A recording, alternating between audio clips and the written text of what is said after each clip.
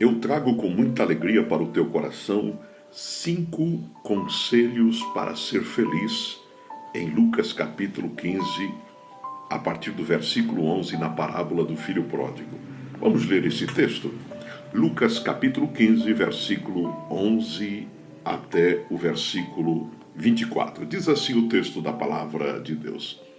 E disse: Um certo homem tinha 2 filhos, e o mais moço deles disse ao pai: Pai, dá-me a parte da fazenda que me pertence.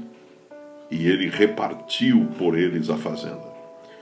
E poucos dias depois, o filho mais novo, ajuntando tudo, partiu para uma terra longínqua e ali desperdiçou a sua fazenda, vivendo dissolutamente.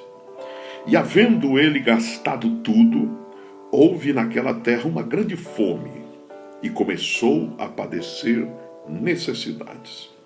E chegou-se a um dos cidadãos daquela terra, o qual o mandou para os seus campos a apacentar porcos. E desejava encher o seu estômago com as bolotas que os porcos comiam, e ninguém lhe dava nada. E tornando em si, disse: Quantos trabalhadores de meu pai têm abundância de pão, e eu aqui pereço de fome? Levantar-me-ei, e irei ter com meu pai, e dir-lhe-ei: Pai, pequei contra o céu e perante ti. Já não sou digno de ser chamado teu filho. Faze-me como um dos teus jornaleiros. E levantando-se, foi para o seu pai, e quando ainda estava longe, viu-o seu pai, e se moveu de íntima compaixão, e correndo, lançou-se-lhe ao pescoço e o beijou. E o filho lhe disse: Pai, pequei contra o céu e perante ti, e já não sou digno de ser chamado teu filho. Mas o pai disse aos seus servos: Trazei depressa o melhor vestido e vestilho, ponde-lhe um anel na mão e alparcas nos pés. E trazei o bezerro cevado, e matai-o, e comamos, e alegremo-nos. Porque este meu filho estava morto e reviveu. Tinha-se perdido e foi achado. E o texto culmina dizendo: E começaram a alegrar-se. Eu gostaria de tomar algumas importantes lições partindo do personagem o pai. O pai amoroso, o pai generoso, o pai afetuoso, que de forma alguma mereceu tamanha afronta de um filho mais novo chegar até ele e pedir-lhe a sua herança, ou parte da herança que lhe cabia.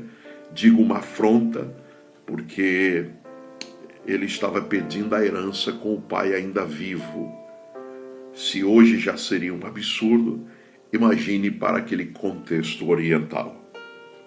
Mas eu gostaria de, baseado nesta história tão linda, a mais famosa parábola que Jesus narrou nos evangelhos, a parábola do filho pródigo, e não me deter tanto no filho, apesar que o filho há de entrar em cena, assim como o irmão dele, o irmão mais velho, mas vamos colocar o nosso foco de meditação e de reflexão na pessoa do pai, na figura do pai.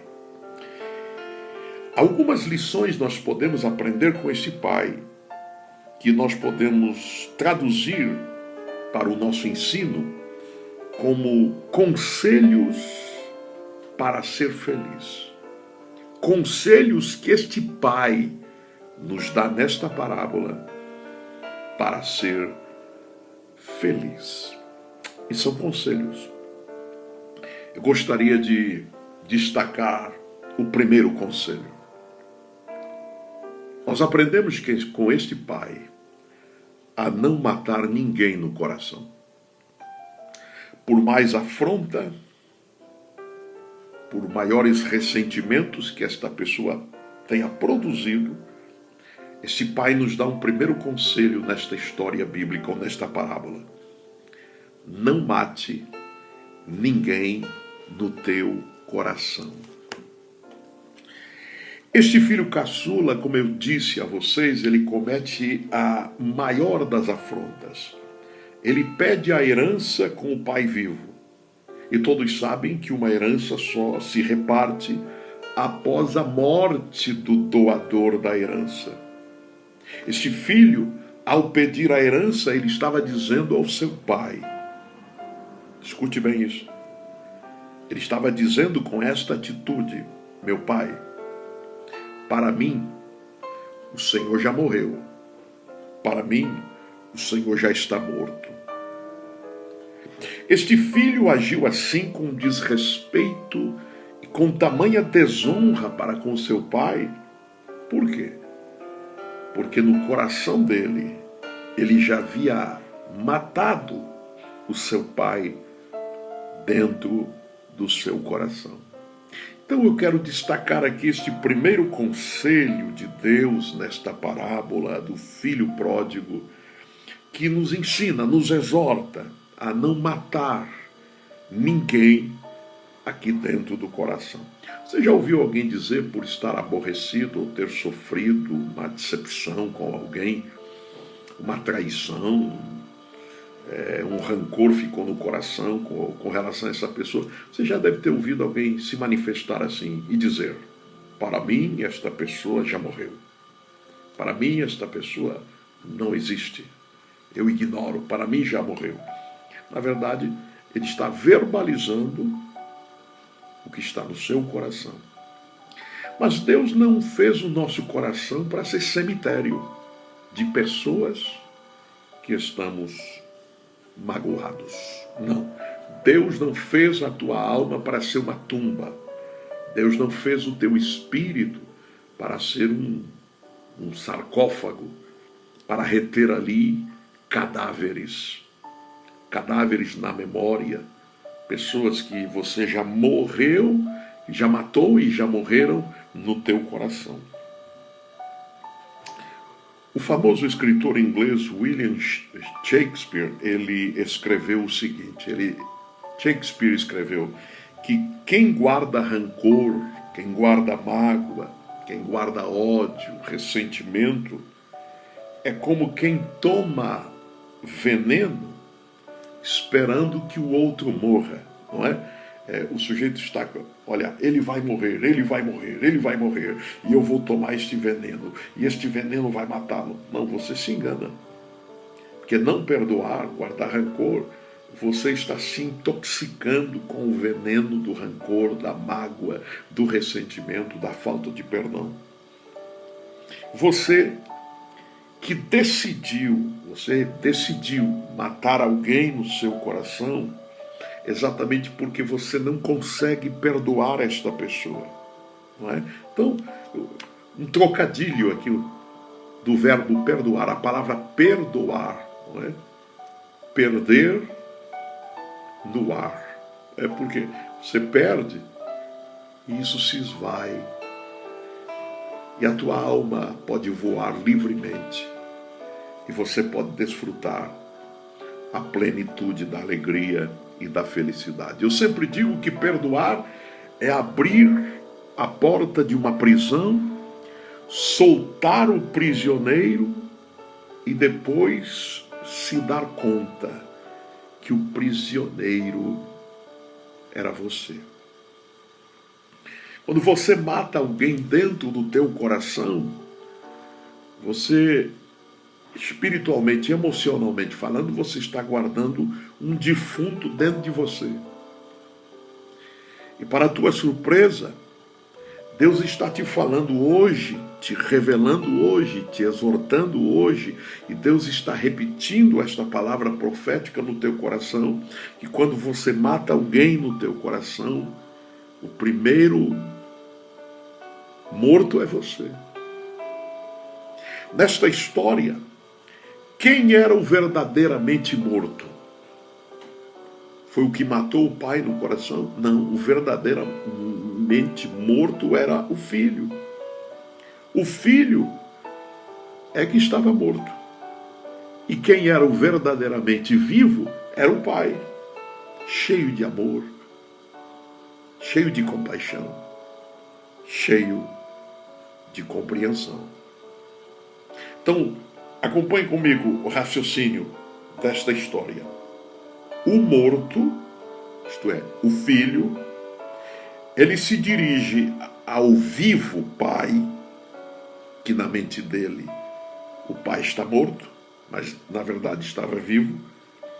Mas o lindo final desta história é que o vivo pai recebe o morto filho, e ele publica isso. Quando o filho faz aquela confissão tão linda, e o pai o abraça, e o pai diz assim: ele estava morto e reviveu. Quando você perdoa, você literalmente celebra a vida. Não só no teu coração, porque não existe mais defunto nenhum, mas você celebra a vida com a própria vida. Porque você não apenas está vivendo, porque perdoar é viver, mas perdoar também é liberar, perdão, vida para o alvo do teu perdão. Segundo conselho para ser feliz que nós encontramos nesta parábola, e nós aprendemos agora com o pai, novamente. Segundo conselho: não se perca com as perdas. Repito, não se perca com as perdas. Note só que este pai amoroso, esse pai compassivo, esse pai querido, você concorda comigo que ele sofreu grandes perdas com a partida, a saída brutal deste filho mais novo e a forma como ele saiu. Este pai amoroso, ele sofre grandes perdas. Primeira perda, ele perde o amor de um filho. E é muito duro para um pai, para uma mãe, perder o amor de um filho, de uma filha. E ele perdeu, este pai perdeu.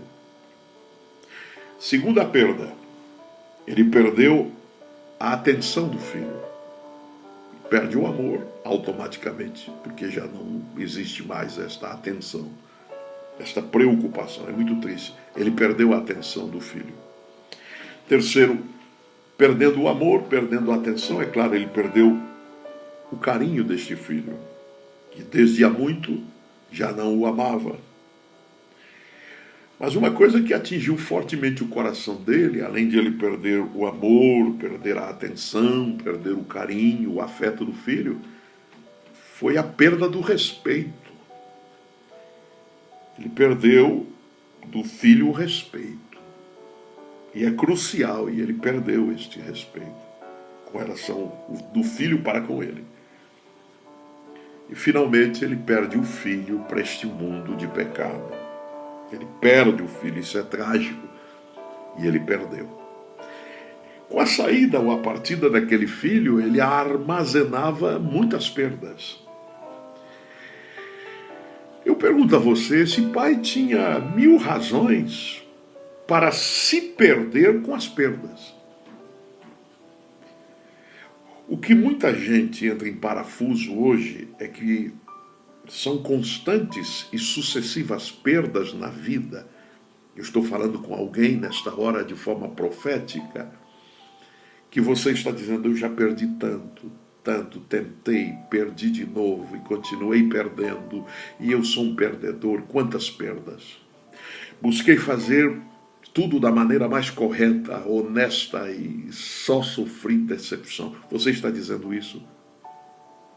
E muita gente que muitas vezes entra em depressão, chuta o balde, joga a toalha, desiste da fé, abandona a comunhão da igreja e abandona muitas vezes a própria família.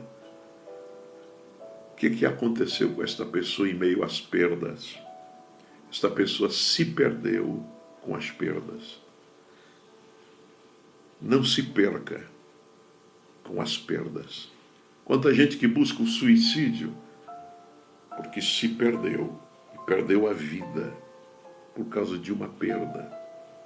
Não se perca com as perdas.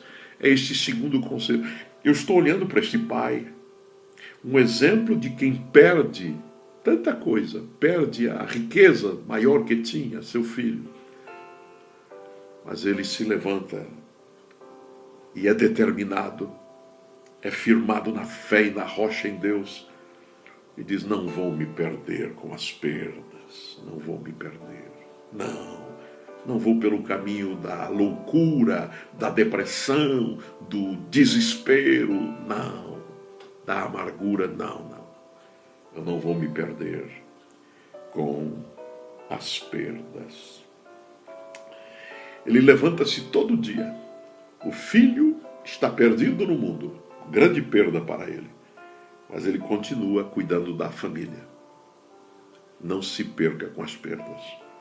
Ele volta-se para o trabalho e continua trabalhando como fazendeiro, viticultor, agricultor, pecuarista, fazendeiro, plantando, colhendo, coração saudoso do filho, sempre da esperança de sua volta, mas ele não para a sua vida. Você está entendendo? Que há pessoas que sofrem um baque tão forte na vida que ele para tudo, desiste da vida, desiste do trabalho, desiste da família, desiste da fé, desiste de Deus, desiste de si próprio. Não se perca com as perdas. Esse é o segundo conselho que aprendemos aqui com esse pai. Mas agora eu vou voltar para o filho, que sai de casa de uma maneira tão brusca, tão peçonhenta, tão maligna, tão desobediente, tão desafetuosa, vira as costas para o pai. A minha impressão é que ele não dá um beijo no pai, isso não acontece. Ele está irado, ele está revoltado. Quando o pai vai entregar a parte da herança, dá a minha impressão que ele puxa, a Bíblia não diz, mas do jeito que eu vejo nas entrelinhas da Bíblia, que esse menino está agitado, está revoltado, está transviado. Ele pega aquele dinheiro e nem se despede do pai e sai para esta aventura, indo para uma terra longínqua. Aqui tem um terceiro conselho, na atitude terrível desse menino.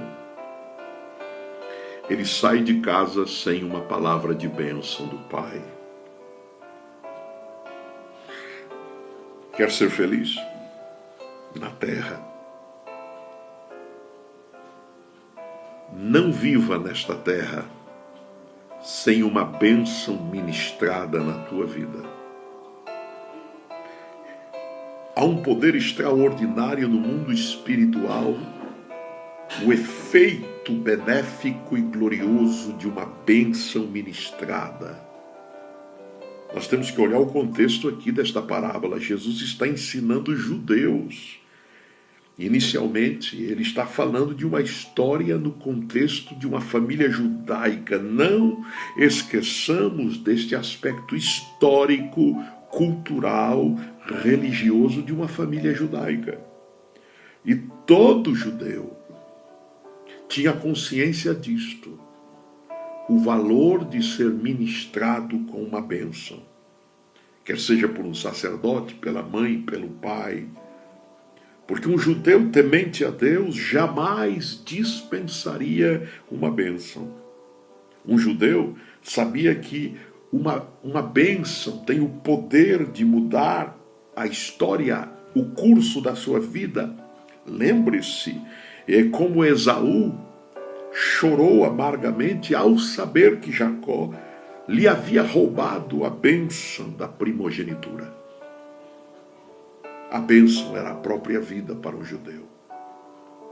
Pelas gerações, os judeus, o povo de Deus, o povo de Israel, foi ensinado a abençoar. Tanto é que Deus deu até uma fórmula de bênção em palavras, como abençoar, a bênção araônica de Números capítulo 6, versículos 24 a 26, fala a Arão e a seus filhos, dizendo: assim abençoareis os filhos de Israel, dizendo-lhes: o Senhor te abençoe e te guarde, o Senhor faça resplandecer o seu rosto sobre ti e tenha misericórdia de ti, o Senhor sobre ti levante o seu rosto e te dê a paz. Todos os judeus conheciam esta bênção e sempre anelava receber esta bênção. Então, a cultura da bênção estava enraizada e está enraizada no povo de Israel. E deve estar enraizada também no nosso coração, porque os mais antigos, ou da minha faixa etária, não é? Já passamos dos 50, ainda nós somos do tempo do bença mãe, bença pai. Não é mesmo? Hoje os casais novos que têm seus filhos já não tem mais este ensino, este legado. E tem uns até que acham que isto é cafonice, isso é uma coisa antiquada. Onde já se viu o menino, a menina vir para o pai, para a mãe, assim com a mãozinha, benção, mãe. No mundo espiritual, quando o pai diz Deus te abençoe, a mãe diz Deus te abençoe. Quando o sacerdote de Deus diz para o seu liderado, a sua ovelha, Deus te abençoe, isto tem um poder extraordinário para guardar, para proteger, para segurar, para sustentar aquela vida, alvo desta bênção ministrada. Note só que esse rapaz, ele sai para o mundo. Não temos nenhum registro aqui em Lucas 15 que o pai disse, Deus te abençoe. Não temos. Ele ofendeu tanto o pai que o pai certamente emudeceu. Como que dizendo, filho, você está me afrontando. Eu até gostaria de ministrar uma bênção, mas não posso, você não quer esta bênção.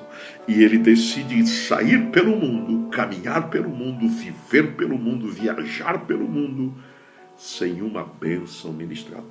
Guarde isso no teu coração. Se você não tem uma bênção ministrada, você está correndo um risco muito grande. Se você não tem uma bênção ministrada pelo pai, pela mãe, ou no caso, pelo teu líder espiritual, porque você não quer ficar debaixo de autoridade pastoral, é muito perigoso. É perigoso andar neste mundo sem uma bênção ministrada. Guarde isso. Mas nós vamos agora para o quarto conselho para ser feliz. Nunca feche a porta. Vou repetir. Quarto conselho. Nunca feche a porta. Porque a forma como esse rapaz afrontou o pai, alguém diria, esse pai nunca mais deveria receber esse rapaz. Se esse rapaz aparecesse lá pela frente da casa ou nas cercanias da fazenda, esse pai teria que dar uma ordem para o delegado de polícia vir com o camburão, dar uma camaçada de pau nesse cabra, como diz o nordestino, né? E bani-lo dali, ou levá-lo para a prisão e depois sumir com ele. E o pai diria, não, eu nunca mais vou ver esse rapaz, a porta aqui está fechada para ele. Não, mas o pai nunca fez isso. O coração ficou dorido pela afronta. Mas o amor do pai, maior do que a afronta que ele havia recebido do filho. Todos os dias, eu não tenho dúvida, que ele ia para a frente da sua casa, para a frente da sua fazenda, lá no portão, e olhava para o horizonte. Olhava para todos os lados, olhava para a frente. Será que ele virá por detrás daquela montanha? Será que ele virá aqui pela direita? Será que ele virá por este caminho aqui da esquerda? Todos os dias, certamente, ele fazia isso. Todos os empregados certamente já sabiam. O patrão está lá na frente porque está esperando o filho, mas já fazem tantos anos. Esse rapaz já deve ter morrido. Mas aquele pai com o coração amoroso certamente olhava para a porta da casa e dizia, Ele fechou a porta, mas eu abri a porta. Eu nunca fechei a porta para ele. Ele poderá voltar, porque esta porta desta casa está aberta, porque a porta do meu coração está aberta. Está aberta a porta do meu coração e desta casa para recebê-lo. Aquele pai poderia fechar a porta porque aquele filho saiu de casa com a motivação errada, aquele filho saiu na hora errada. Terceiro, e o menino saiu, como já vos disse, desonrando o pai, isto é, saiu de forma errada. E sabe quem sai com a motivação errada, na hora errada e do jeito errado? O destino só pode dar errado. O rapaz sai de casa com a motivação errada, na hora errada e de forma errada. Onde é que ele foi parar? No lugar errado. Desceu, degradação, foi no fundo do poço. O destino dele foi um chiqueiro, desceu no mais baixo nível. Aquele pai, pela lei e pela lógica, fecharia a porta, e com muita razão. Mas aquele pai preferiu não a lei, mas preferiu a graça. Um coração cheio de graça mantém sempre a porta aberta. Eu estou falando agora para alguém que um dia fechou o coração para alguém, porque essa pessoa o ofendeu, o magoou. Mas esta pessoa está esperando voltar, mas não volta porque tem medo de encontrar a porta fechada. Quem sabe um filho com relação ao seu pai, sua mãe, uma filha, ou mesmo entre cônjuges. Esta pessoa não quer voltar porque sabe que vai encontrar a porta fechada. Mas fica aqui esse conselho: nunca feche a porta. E se ela está fechada, pela graça de Deus, com a graça do Senhor, abra esta porta. Abra a porta do teu coração. Vamos ao quinto conselho para ser feliz. Não seja vencido pelo ódio ou pelo ressentimento, mas seja vencido hoje pelo amor. Sabe por quê? Porque enquanto a mágoa, o ressentimento fazem da vida um velório, um funeral, um cemitério, o amor, por sua vez, o amor e o perdão promovem uma festa com muito júbilo. Aqui no capítulo 15 de Lucas, Jesus, ele retrata 3 parábolas: da ovelha perdida, da moeda perdida e do filho perdido. Você notou que no final de cada parábola, a parábola termina com uma festa? Nosso Deus é um Deus festeiro, o Deus da graça, é um Deus de festa. A festa da reconciliação. Não existe festa maior que a festa do perdão e do amor fraternal. Não seja vencido pelo ressentimento, mas seja vencido pelo amor. Porque no dizer de Paulo em 1 Coríntios 13, o amor espera, o amor tem paciência, o amor quebra o protocolo. O pai sai correndo na parábola em pauta e sai correndo na direção do filho. Você sabia que o certo no protocolo judaico histórico era o filho sempre correr na direção do pai? Nenhum pai saía correndo na direção de filho algum. Isto era quebra de protocolo. Alguém diria, isso é até feio. Mas quando o pai viu o filho voltando, esquelético, alquebrado, sujo, andrajoso, doente, certamente faminto, o pai disse: é meu filho, eu reconheço, é ele. Mas patrão, o senhor não pode sair correndo. Deixe, eu vou quebrar o protocolo. O amor quebra o protocolo. O amor quebra protocolos e dogmas. O pai saiu correndo feito uma criança, feliz, e abraça seu filho, o beija com todo o amor da sua alma, e diz: meu filho, você estava morto e reviveu, tinha se perdido e foi achado. O amor dá o melhor que tem. Ele traz o melhor vestido, Ele traz o melhor bezerro para fazer um churrasco da festa. Ele põe anel no dedo dizendo: meu filho, esse anel é a nossa identidade de família. Você está integrado à família. Você não vai andar descalço, feito um escravo. Tu és filho, sapato nos pés. E o mais lindo, o amor do Pai. O amor tem o poder de tirar alguém do chiqueiro e pôr na festa, de tirar do fundo do poço e colocar nas regiões celestiais em Cristo. Enquanto o pecado, ele degrada, o amor restaura. Enquanto o pecado destrói, o amor vem na contramão, construindo. O pecado rebaixa o homem ao mais baixo nível, mas o amor o exalta e o eleva para se assentar com os príncipes do povo de Deus. O pecado desintegra, o amor integra, o pecado rouba, o amor restitui, o pecado fere, maltrata, mas o amor abraça. E foi isso que aquele pai fez. Enquanto o pecado havia afastado aquele filho, agora o amor do coração daquele pai reconcilia aquele filho e diz: este meu filho estava perdido e foi achado, estava morto e reviveu. Ficam aqui estes 5 conselhos para ser feliz que encontramos na parábola do filho pródigo. Primeiro, não mate ninguém no seu coração. Segundo, não se perca com as perdas da vida. Terceiro, não viva sem uma bênção ministrada. Esteja nesta terra, debaixo de uma bênção ministrada. Quarto, nunca feche a porta do teu coração, mas ministre o perdão. A porta sempre aberta para a reconciliação.